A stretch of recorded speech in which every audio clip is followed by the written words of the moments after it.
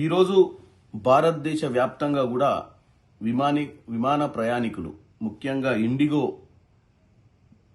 ప్రయాణం చేస్తున్నటువంటి ప్రయాణికుల ఇబ్బందులు కావడానికి కారణం ఒకటి ఇండిగోనే. ఎందుకంటే director general of civil aviation ఏదైతే ఫ్లైట్ డ్యూటీ టైం లిమిటేషన్స్ ప్రకారం వాళ్ళు పోయిన సంవత్సరం 24నే కొత్త రూల్స్ని ఇంప్లిమెంట్ చేస్తామని చెప్పడం జరిగింది. ఇప్పుడు సంవత్సరంన్నర క్రితం అది.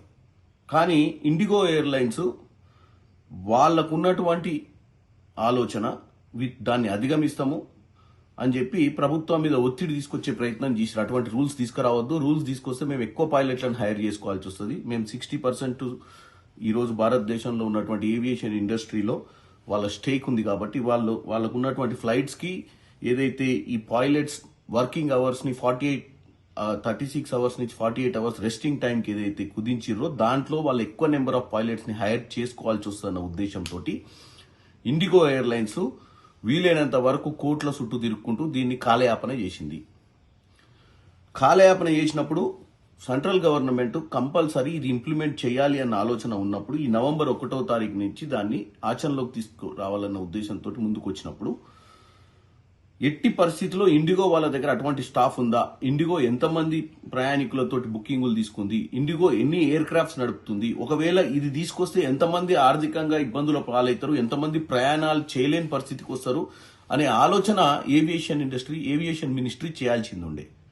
ఎందుకంటే 60% ఇండస్ట్రీని క్యాప్చర్ చేసినటువంటి ఇండిగో ధైర్యం ఏంటంటే మా మీద అటువంటి ఆంక్షలు పెడితే మా ఫ్లైట్లు ఒకవేళ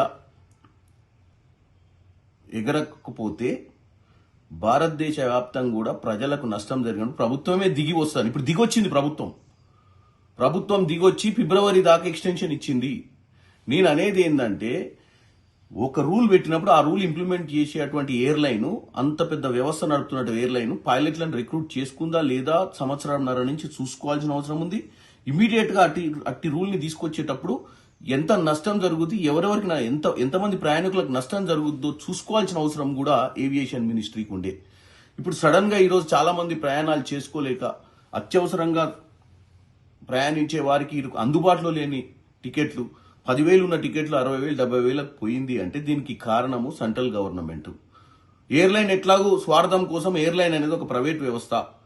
ఇప్పుడు ఎట్టి పరిస్థితిలో ఇండిగో వారు చేతులు దులుపుకొని మీ రీఫండ్ తీసుకోమని వెళ్ళిపోమని చెప్తున్నారు. మరి రీఫండ్ తీసుకున్న వానికి వాడు ఏదైనా ఎయిర్లైన్స్ లో బుక్ చేసుకుందాం అంటే అందుబాటులో లేని రేట్లు, అంటే ఇక నెక్స్ట్ కొన్ని రోజుల దాకా ప్రయాణం చేయలేని పరిస్థితి. మరి దీన్ని ఏవియేషన్ మంత్రి